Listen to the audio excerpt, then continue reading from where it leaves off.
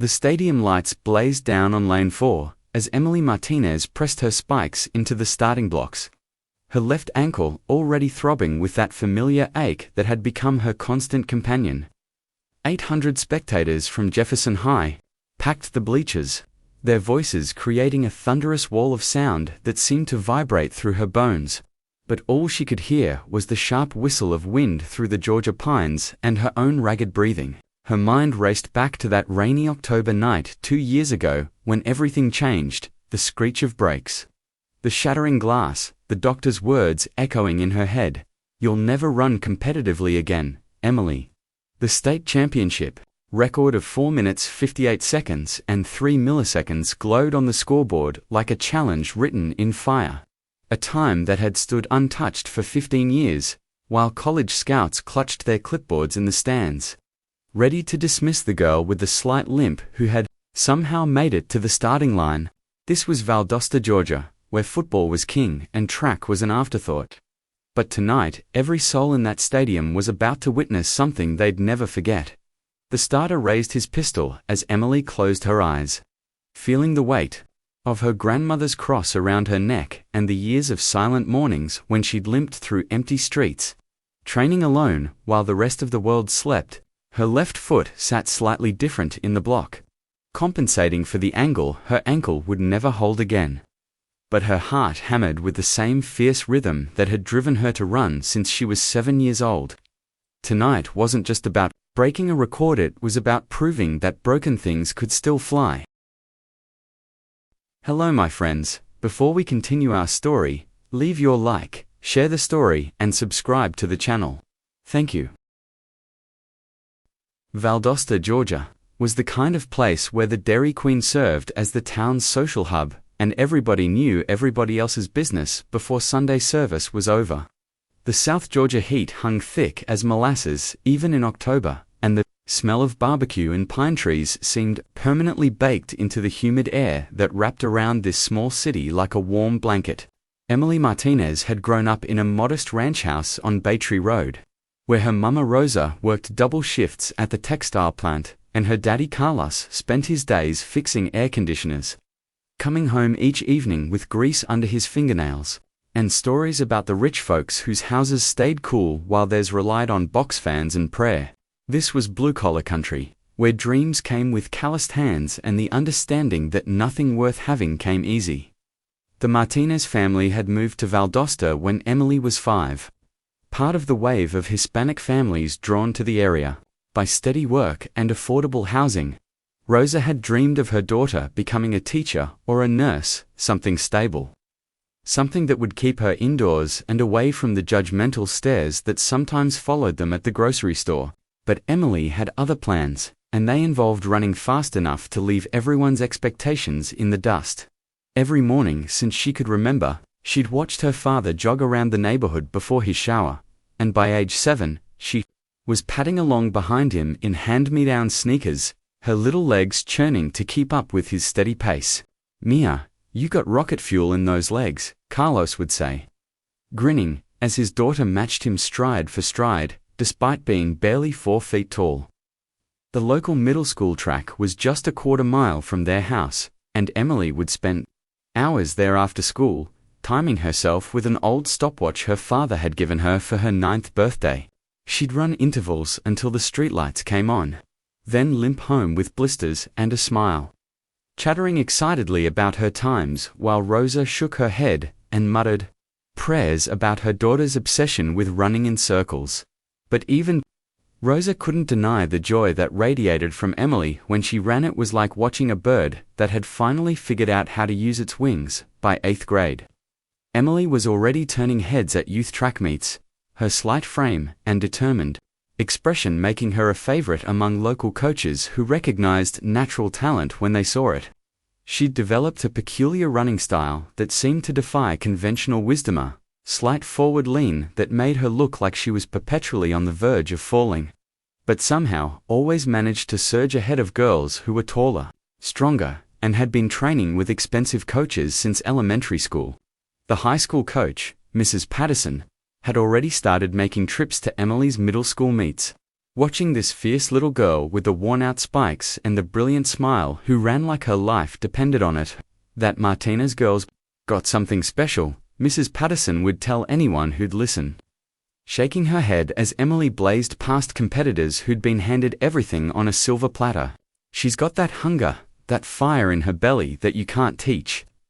Emily's times were dropping consistently, and by the spring of her 8th grade year, she was already running sub 5:20 in the 1,600 meters a time that would have been competitive.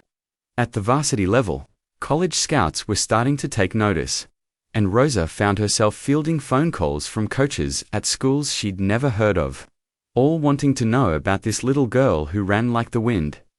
The accident happened on a Tuesday night in October, just 2 weeks before Emily's 15th birthday. The Martinez family was driving home from Rosa's sister's house in Tifton, where they'd celebrated Emily's cousin's quinceañera, and Emily was still wearing her pink dress and uncomfortable shoes. Complaining about how she'd rather be in her running clothes, Carlos was driving carefully in the rain, but the drunk driver who ran the red light at the intersection of Pendleton and Madison didn't see their little Honda Civic until it was too late. The impact sent them spinning across the wet asphalt, and Emily's last memory before waking up in the hospital was the sound of her mother screaming her name and the terrible grinding of metal against metal. The orthopedic surgeon, Dr. Williams, was a soft-spoken man with kind eyes who tried to explain the damage in terms a 15-year-old could understand. Emily's left ankle had been crushed in the wreck. The delicate bones and tendons that had carried her to victory after victory now held together with pins and screws and the hope that she'd walk normally again. The good news is that you'll be able to live a completely normal life, he said, his voice gentle but firm. But competitive running, that's probably not in the cards anymore, sweetheart. The months that followed were the darkest of Emily's young life, filled with physical therapy sessions that left her ankles screaming, and nights when she'd lie awake, listening to the sounds of runners passing by her window during their evening training runs. Mrs. Patterson visited regularly, bringing homework and encouraging words, but Emily could see the defeat in her coach's eyes every time she looked at the girl who'd once been her brightest star. The college recruitment letters that had been arriving weekly suddenly stopped coming, replaced by sympathetic cards from teammates and the deafening silence of a future that had been rewritten without her consent. Rosa tried to stay positive, suggesting that Emily focus on her studies and maybe consider that nursing program she'd mentioned years ago. But Emily felt like she was drowning in a life that didn't fit her anymore. By spring, Emily was walking without crutches, but the limp was undeniable, a subtle hitch in her left side that made her feel like everyone was staring at her differently. She'd tried to jog around the block a few times, but the pain and the awkward rhythm of her new gait made her feel like a broken toy trying to pretend it still worked. The doctors said the limp might improve with time, but they also said she should find new hobbies, new dreams that didn't involve pushing her reconstructed ankle to its limits. Emily's bedroom walls were still covered with ribbons and newspaper clippings from her racing days, but now they felt like museum pieces from someone else's life. The turning point came on a sweltering July morning when Emily was walking past the high school track, trying to take a shortcut to the library where she'd been spending most of her summer days. The varsity team was in the middle of their morning workout, and Emily found herself slowing down, mesmerized by the familiar rhythm of spikes hitting the track and the coach's voice shouting split times. She recognized most of the girls from her classes, including Jessica Thompson, who'd been Emily's biggest rival before the accident, and was now being recruited by several Division I schools.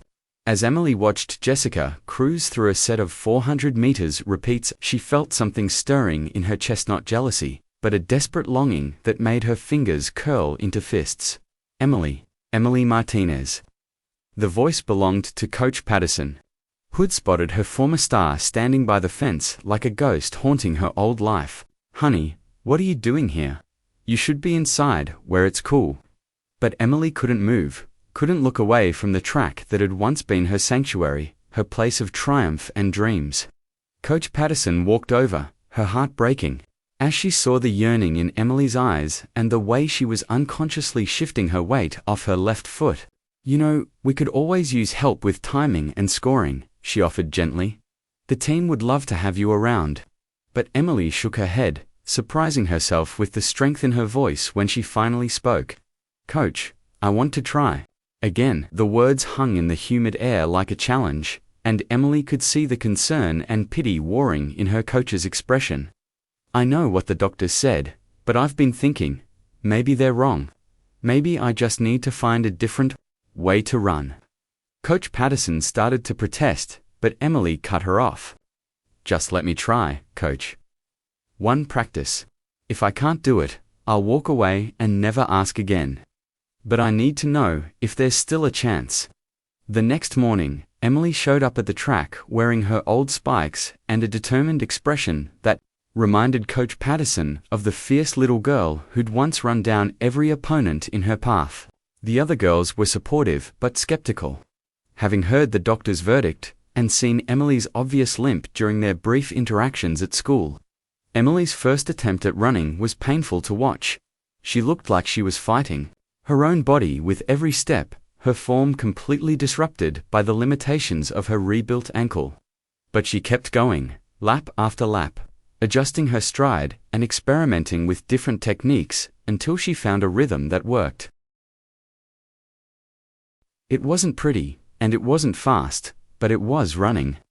Emily's modified gait involved a slight forward lean that took pressure off her left ankle, and she'd learned to push off more with her right foot while using her left, primarily for balance and direction. Her times were nowhere near her previous personal bests, but she was moving forward, and for the first time in months, she felt like herself again. "We're gonna have to build you up slowly," Coach Patterson said, unable to hide her amazement at Emily's adaptation, "and we're gonna have to be smart about this. But damn girl, you might just have something here." The summer training program that Coach Patterson designed for Emily was unlike anything the team had seen before, a careful balance of building endurance while protecting her compromised ankle from the repetitive stress that had once been routine. Emily's days started at 5:30 a.m. with pool running at the YMCA, where she could work on her cardiovascular fitness without impact, followed by core strengthening exercises that would help her maintain the forward lean that had become her signature running style. The other girls would arrive at 7 a.m. for their traditional track workouts, and Emily would join them for the portions she could handle. But she often found herself training alone, figuring out through trial and error what her rebuilt body could and couldn't do.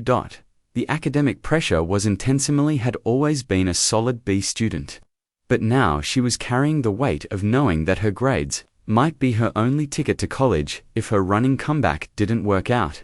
Rosa had started working overtime to save money for community college tuition, and Emily would spend her evenings at the kitchen table, trying to focus on calculus and chemistry while her ankle throbbed from the day's training.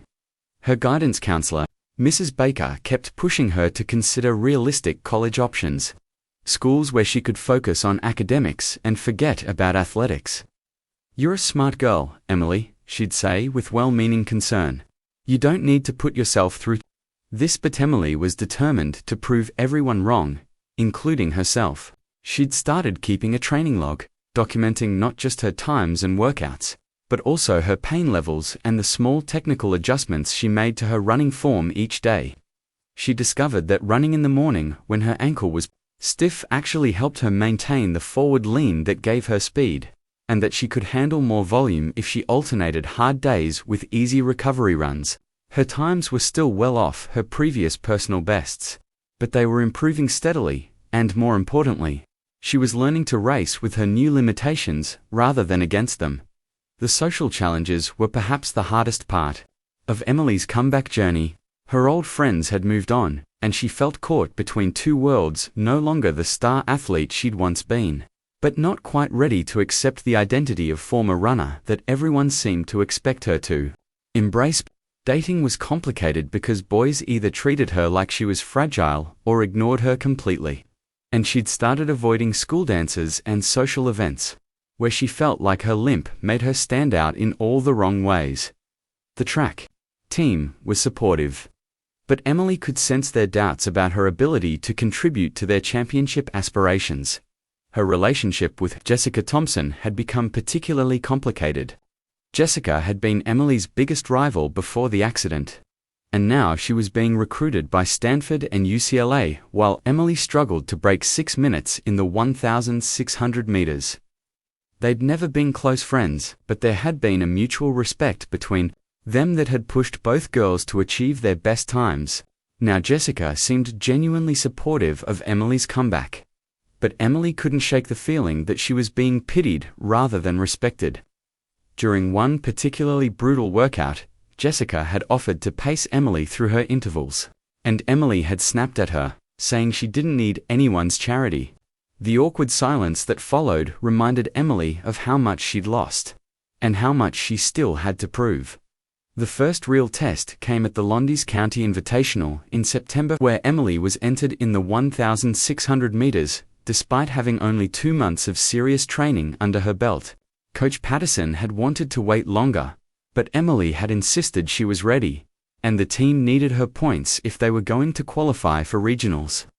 The race was held on a humid Friday night, and Emily's parents sat in the stands looking nervous and proud, while Emily tried to calm her racing heart and focus on the race strategy they'd practiced dozens of times. She'd be running against several girls who were already being recruited by major colleges, and she knew that a poor performance would fuel the doubts that surrounded her comeback. The gun went off, and Emily settled into the back of the pack, her modified stride feeling awkward and exposed under the bright stadium lights. She'd learned to ignore the slight gasps and whispers from spectators who noticed her limp. But tonight it felt like everyone was watching her differently, waiting for her to fail. The pace was conservative through the first 800 meters, and Emily found herself in perfect position heading into the final 2 laps.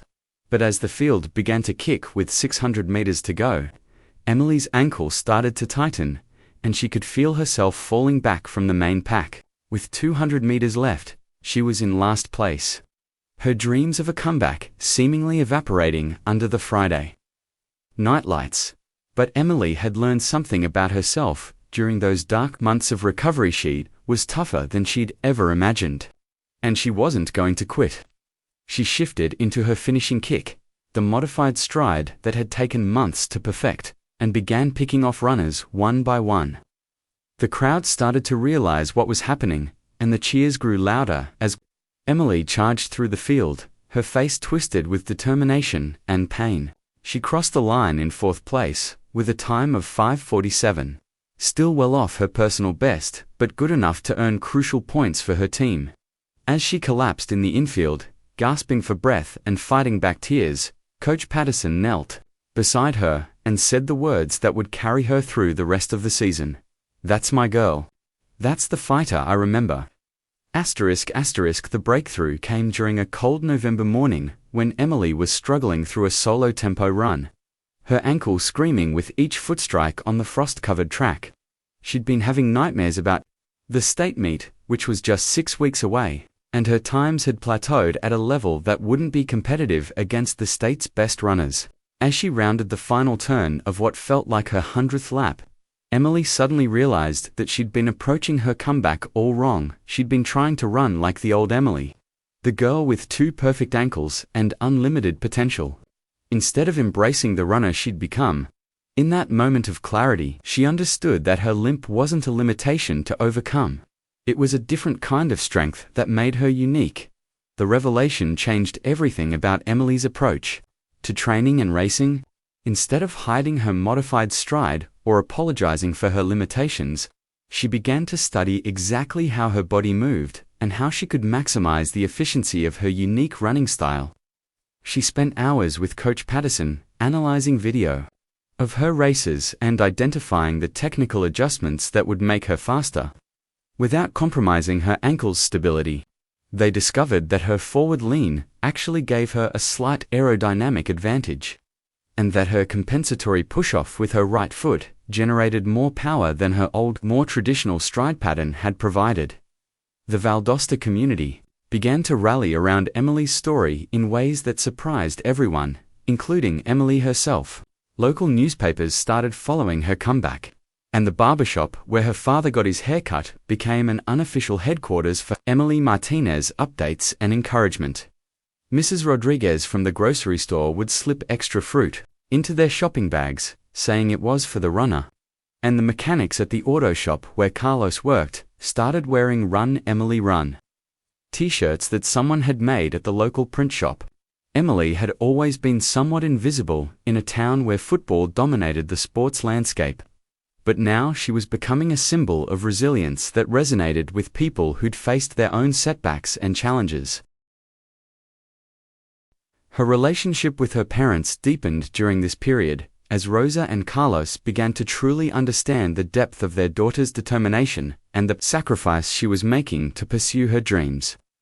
Rosa started attending every practice, bringing homemade energy bars and offering quiet encouragement when Emily's confidence wavered. Carlos, who'd always been proud of his daughter but worried about her obsession with running, began to see that Emily's comeback was about more than just athletics. It was about proving to herself and the world that she could overcome anything. He started joining her for easy runs on weekends, matching her modified pace and telling her stories about his own youth in Mexico, where running had been a way to escape poverty and build a better life. The technical breakthrough came during a December training session when Emily was working on her race tactics with Coach Patterson. They'd been experimenting with different pacing strategies, trying to find the optimal way for Emily to use her improved fitness while managing her ankle's limitations. During a simulated race scenario, Emily tried something new. Instead of sitting back and relying on a late kick, she took the lead early and maintained a steady, aggressive pace that played to her strengths. The other girls struggled to match her rhythm, and Emily realized that her modified stride was actually harder to pace off than a traditional running style, giving her a psychological advantage that complemented her physical adaptations. Word of Emily's improvement began to spread beyond Valdosta, and college coaches who'd written her off after the accident started making quiet inquiries about her progress. Coach Patterson fielded calls from several Division II schools, and even a few Division I programs expressed interest in seeing Emily race at the state level. The attention was flattering but also terrifying, as Emily knew that everything she worked for would be decided in a single race that would determine whether her comeback was a success or a cautionary tale. She'd gone from being completely ignored by recruiters to having her every workout scrutinized by coaches who were trying to determine if she was a legitimate prospect or just an inspiring story. The final piece of Emily's preparation came through an unexpected source, her old rival, Jessica Thompson, who'd been accepted to Stanford and was preparing for her own state championship run. Jessica approached Emily after a particularly intense practice, and for the first time since the accident, they had an honest conversation about competition, dreams, and what it meant to be a runner. "I used to think you were lucky," Jessica said, her voice quiet but sincere. "You made it look so easy, like you were born to run. But watching you now, what you've done is harder than anything I've ever accomplished. You've earned the right to be here." The conversation reminded Emily that she belonged on the starting line, not as a feel-good story or an inspirational footnote, but as a legitimate competitor who'd worked harder than anyone to earn her place. The Georgia State Championship meet was held at Berry College in Mount Berry, where the rolling hills and pristine facilities created a picture-perfect setting for the culmination of Emily's improbable comeback journey. The morning air was crisp and clear, with temperatures in the low 40s that would warm to a perfect 60 degrees by race time, ideal conditions for fast times and record-breaking performances. Emily's parents had driven up the night before, along with what seemed like half of Valdosta, including her father's co-workers, several teachers from school, and dozens of community members who'd been following her story throughout the season. The stands were packed with people wearing homemade signs and t-shirts, transforming the state meet into something that felt like a homecoming celebration. Emily's morning routine was carefully choreographed to manage her pre-race nerves and prepare her ankle for the race of her life. She'd learned that her modified stride worked best when her ankle was slightly stiff, so she'd adjusted her warm-up routine to include just enough jogging to get her blood flowing without loosening up too much. Coach Patterson stayed close by, offering quiet encouragement and reminding Emily of the race tactics they'd practiced hundreds of times. "You've got nothing to prove to anyone but yourself," she said, her voice steady despite the emotion in her eyes. "Just run your race, and let everyone else worry about catching up." The field for the 1,600 meters was loaded with talent, including 3 girls who'd already broken 5 o'clock and were considered locks for Division I scholarships. Emily was seeded 8th based on her season best time of 5:23, but she knew that the times, on paper, didn't tell the whole story of what she'd overcome to reach this moment. As she walked to the check-in area, Emily could feel the eyes of spectators and competitors alike, some filled with curiosity, others with respect, and a few with the kind of pity that she'd learned to use as fuel for her fire. The track announcer mentioned her comeback story as part of the pre-race introduction, but Emily tried to block out the noise and focus on the task ahead. The call room was tense with nervous energy as the 8 finalists went through their final preparations. Each lost in their own pre-race rituals and visualizations, Emily found herself seated next to Sarah Chen, the defending state champion from Atlanta who'd run for 52 earlier in the season and was considered the heavy favorite. Sarah was polite but distant, clearly focused on her own race, but Emily could sense the other girl's awareness of her presence and the story that had brought her to this moment. When officials called the athletes to the track, Emily's heart was pounding so hard she could hear it in her ears. But her mind was clear and focused on the race plan she'd rehearsed in her dreams. The stadium fell silent as the starter called the field to their marks, and Emily settled into lane 6, her modified stance drawing a few curious glances from the runners beside her. The gun fired, and the field moved out in a conservative early pace, with Emily settling into 7th place as they passed the 400 meters mark in 1:18.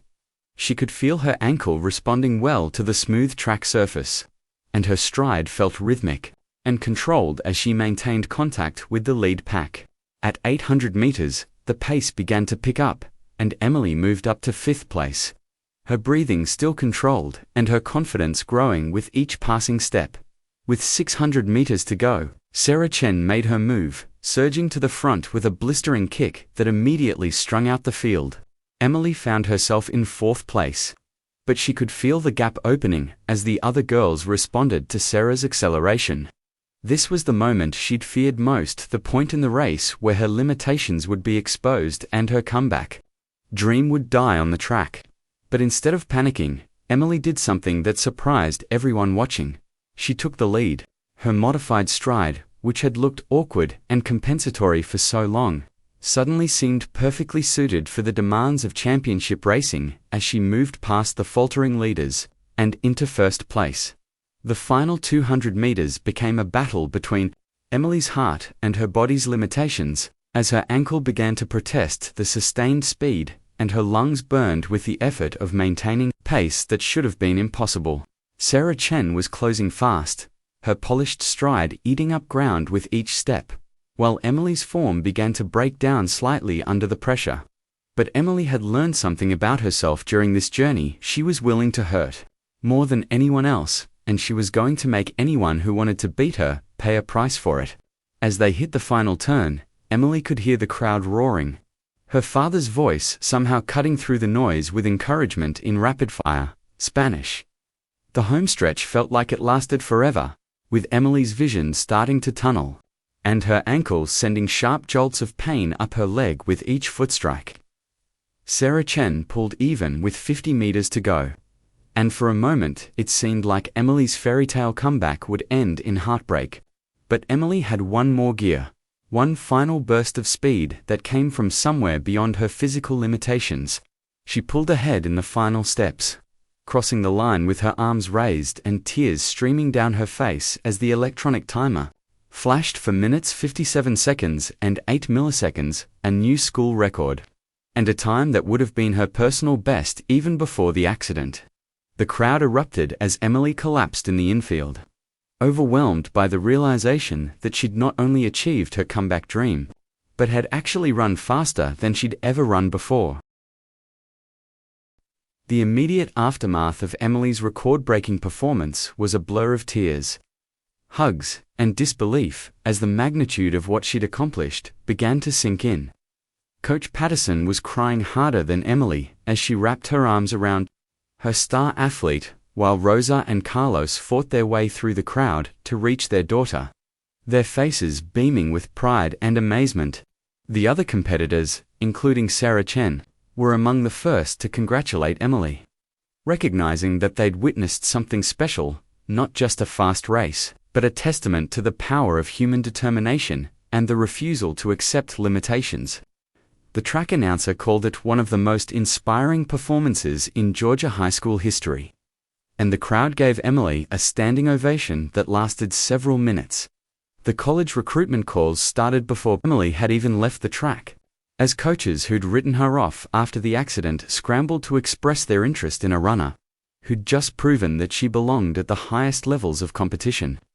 Division I programs that had never returned her calls were suddenly offering scholarships, and Emily found herself in the unfamiliar position of having choices about her future. She eventually chose Auburn University, drawn by their track program's reputation for developing distance runners and their commitment to supporting athletes who'd overcome adversity. The scholarship offer was life-changing for the Martinez family, representing not just Emily's athletic achievement, but a path to the college education that had always seemed financially out of reach. The impact of Emily's story extended far beyond the world of high school athletics, as her comeback became a symbol of resilience that resonated throughout the Valdosta community and beyond. The local newspaper ran a feature story about her record-breaking performance, and Emily found herself invited to speak at schools and community events, sharing her message that setbacks don't have to define your future. The track where she trained through countless solitary morning sessions was eventually renamed in her honor, with a plaque that reads, "Emily Martinez Trackware, Dreams are rebuilt, one step at a time." Her story became part of the local folklore, passed down to young athletes who needed reminding that the biggest victories sometimes come from the deepest defeats. Emily's transformation from promising young runner to broken teenager to champion had taught her lessons that extended far beyond the track. She'd learned that strength isn't about perfection, it's about adapting, persevering, and finding new ways to pursue your dreams when the old ways no longer work. Her limp, which had once seemed like a mark of failure, became a badge of honor that represented her refusal to quit and her willingness to redefine what was possible. The girl who'd once taken her natural ability for granted had become a young woman who understood that every opportunity was precious and that success was measured not just in times and trophies, but in the courage to keep chasing your dreams, even when the odds seemed impossible. The community of Valdosta had been transformed by Emily's journey as well, as her story reminded everyone that heroes aren't always the people who make success look easy. Sometimes they're the ones who make it look possible. The barbershop where her father got his haircut still displays newspaper clippings from her state championship victory, and the YMCA pool where she'd started her comeback training now hosts an annual youth triathlon in her honor. Emily's story had become woven into the fabric of the town, a reminder that extraordinary things can happen when ordinary people refuse to accept the limitations that others place on them. Her legacy wasn't just about running fast, it was about showing others that broken dreams can be rebuilt into something even stronger than before. Years later, as Emily competed for Auburn University and eventually made the Olympic trials, she would often think back to that November morning when she'd realized that her limp wasn't a limitation to overcome, but a different kind of strength to embrace. The girl who'd been told she'd never run competitively again had become a woman who understood that the most meaningful victories come not from avoiding obstacles, but from learning to dance with them. Her record still stands on the wall at Jefferson High School, but more importantly, her story continues to inspire young athletes who face their own setbacks and challenges, reminding them that the end of one dream can be the beginning of something even more extraordinary.